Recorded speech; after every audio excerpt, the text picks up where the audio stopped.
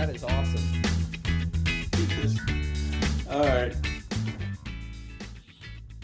All right, well, I guess why don't we just go ahead and get started?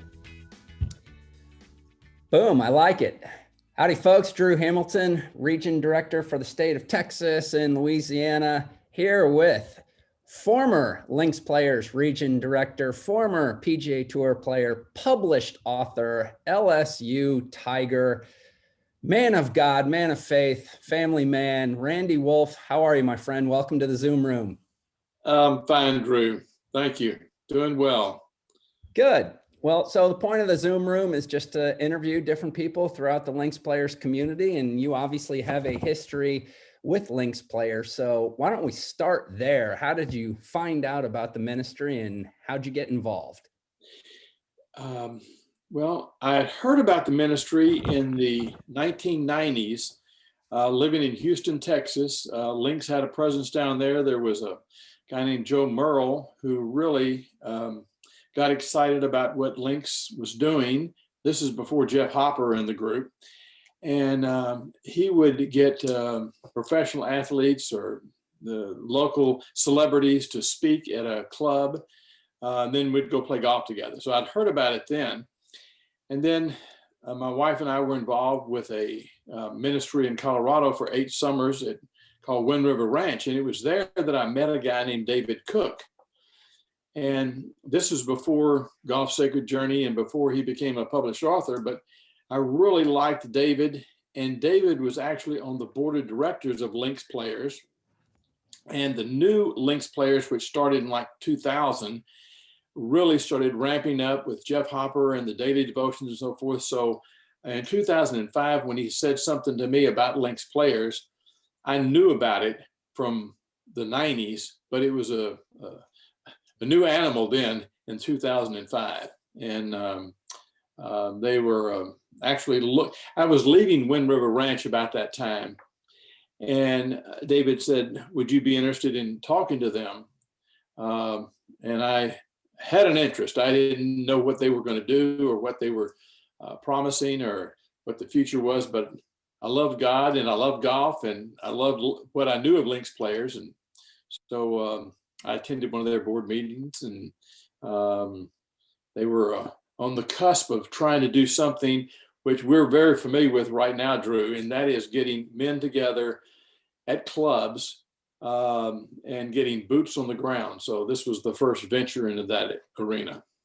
Yeah, and that's what I know is I started in the role in January of 2018. So you blazed the trail for us here in Texas, Colorado, Louisiana. So what were the early days like trying to establish the ministry with its new focus on creating fellowships?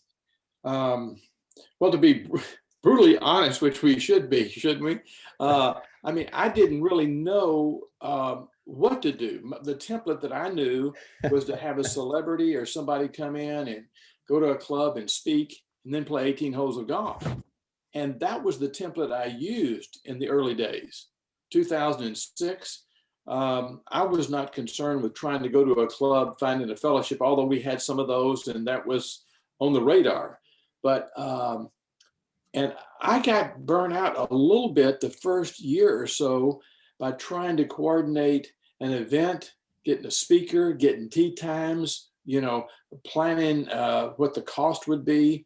And people would come and it was good, but they did it mainly because there was a free tea time and they could hear a speaker, but there was no interpersonal reaction. So it was a struggle at first getting it going. It wasn't easy.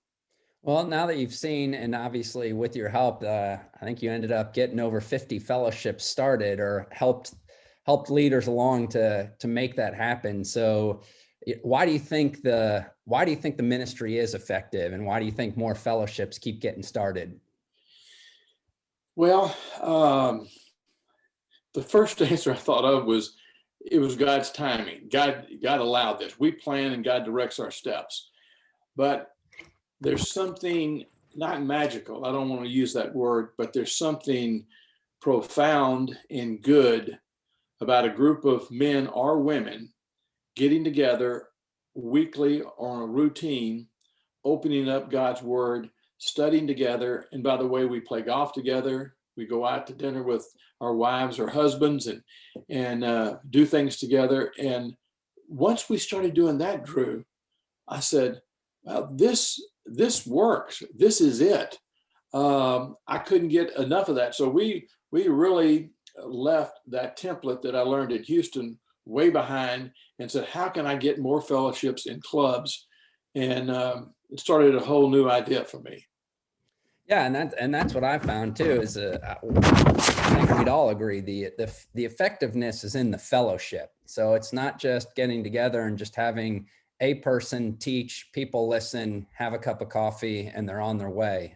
What's great about the weekly lesson that Links Players provides, I find with many of the fellowships, is it just leads to discussion and real life application. And all of a sudden, men and women are putting down their guard, letting down their guards, and just sharing what's happening with life. And now it just becomes more than that weekly 1 hour gathering.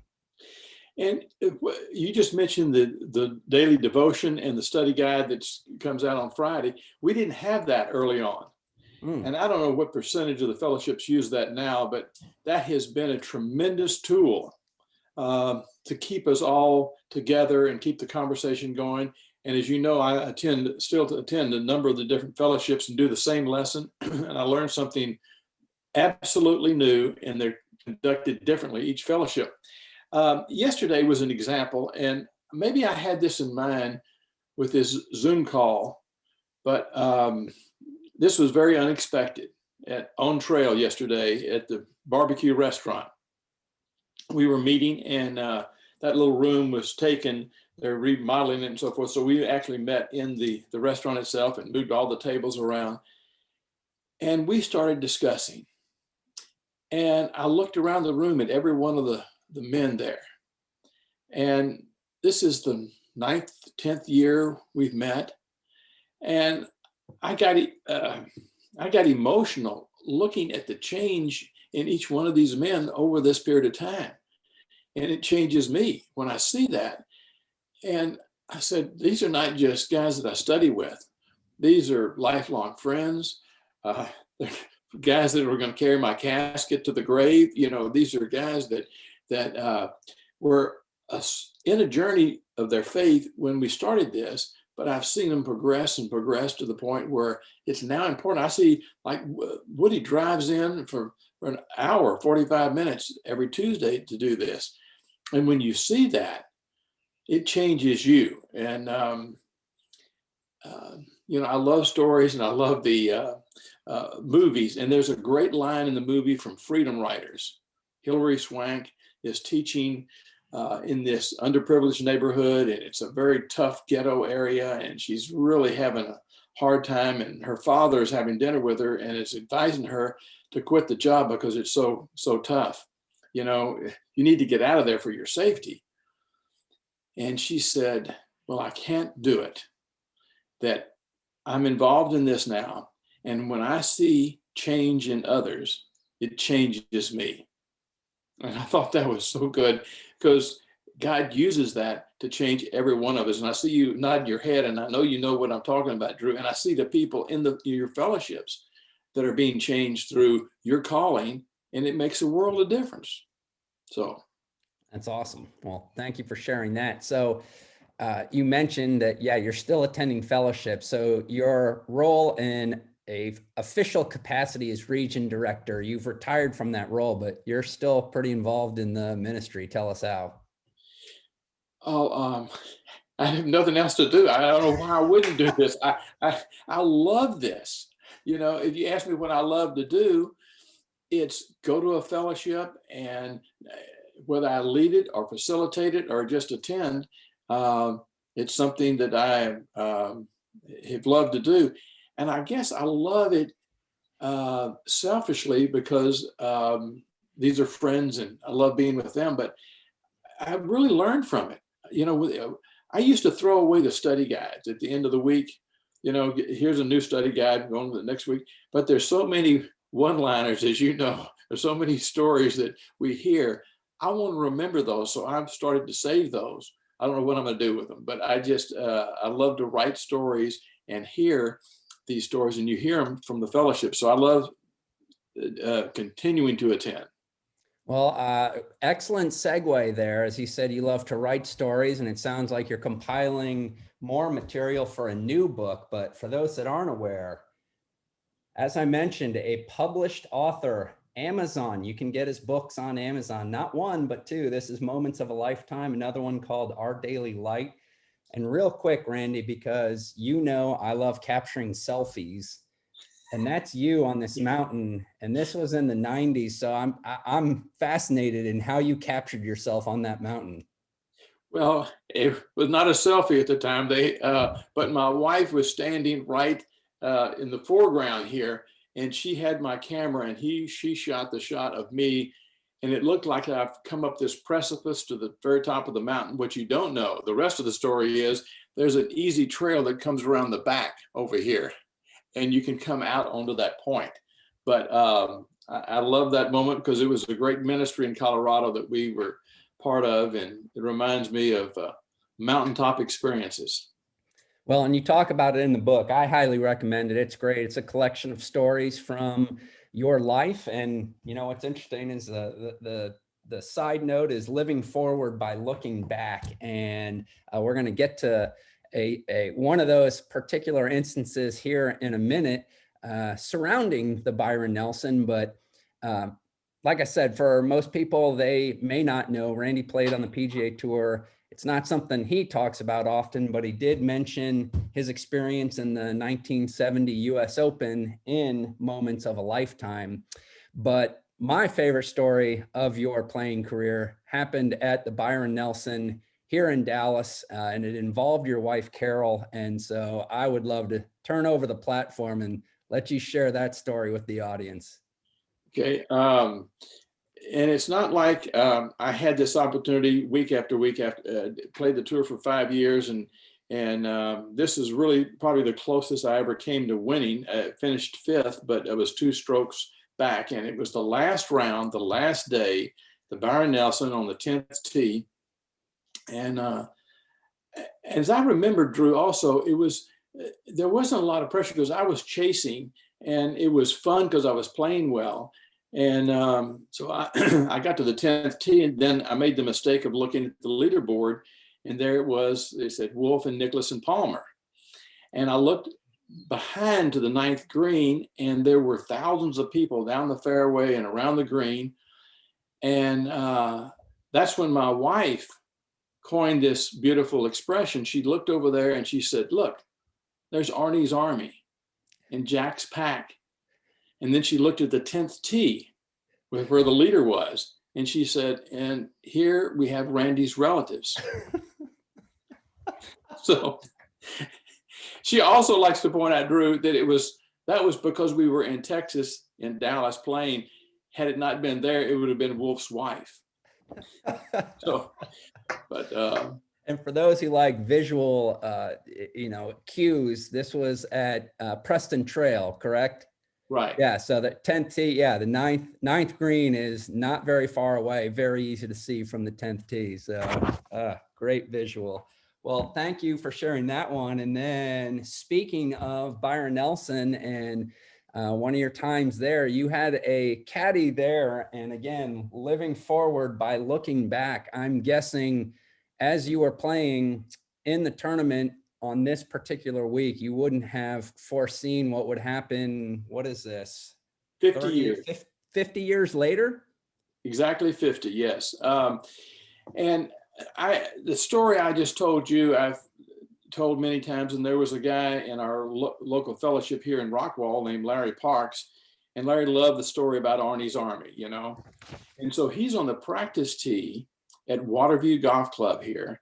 This was maybe 6 months ago, and he sees this elderly gentleman hitting balls, but he has a good swing and a good setup, and so he does the unpardonable sin. He goes over and bothers him and starts asking him questions while he's practicing, and said to him, when the tournament comes to town, do you ever go out and watch the Byron Nelson or the Colonial? And the guy said, "Oh yeah, I love to go out there." And said, "In fact, 50 years ago, I caddied in the Byron Nelson." He said, that was way back then when they had Arnie's Army. So I guess the word sparked a remembrance in Larry, and he said, huh, I bet I know who you caddied for. You caddied for Randy Wolff. And the guy said, that's exactly who I caddied for. How in the world did you know that? He said, well, I didn't. I just guessed because you said Arnie's Army. And the guy was 15 years old at the time, named Bobby Phillips. I was 26 at the time, and he was 15.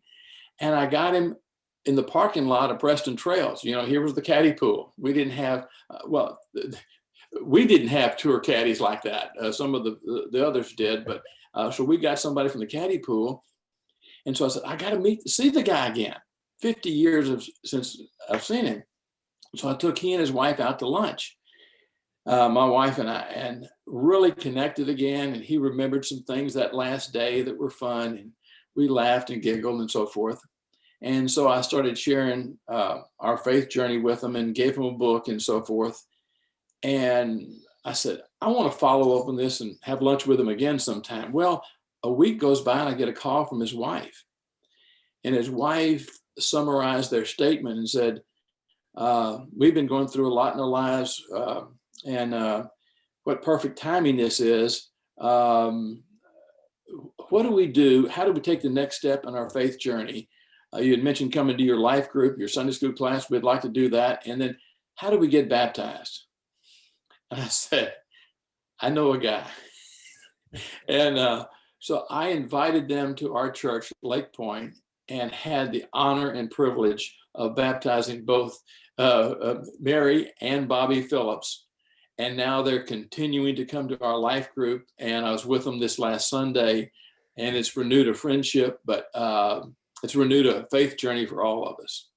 That is fantastic. So I think that story needs to come into Moments of a Lifetime Part 2. Well, stories continue. And as you have often said, there are no coincidences. You know, they're all for a reason. And I believe that. Yes. And you like to say to me whenever we part, which I'll let you do at the end of this interview, which we are coming to now, is well, actually, that'll be funny, is speaking of the one-liners, and our friend Charlie Holland is, we might as well stop this interview while some of it was interesting, almost interesting. Yeah. But yes, you like to let me know as we're departing, hey, Drew, good luck with the rest of your life. So before we do part here today, Randy, just want to give you the opportunity. You are very good at encouraging folks and affirming folks. So just seeing if you have any parting encouragement for those in the Lynx Players community that might be watching. Well, my encouragement is for everyone in the Lynx Players community, not specifically one person, except I want to affirm you, Drew. I think you're a man in his calling. We were introduced through, I won't go into that long story that Drew has heard and knows intimately, but God brought us together at a time such as this.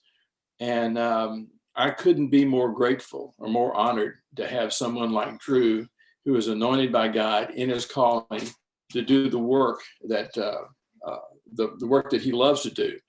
And I remember praying, and I keep a journal, and I would write down prayers, and I would pray for the continuance of the ministry. And I'm also reminded that there are always 4 answers to prayer. Always. No, not yet. No, I love you too much. Yes, I thought you would never ask. And yes, here's a lot more.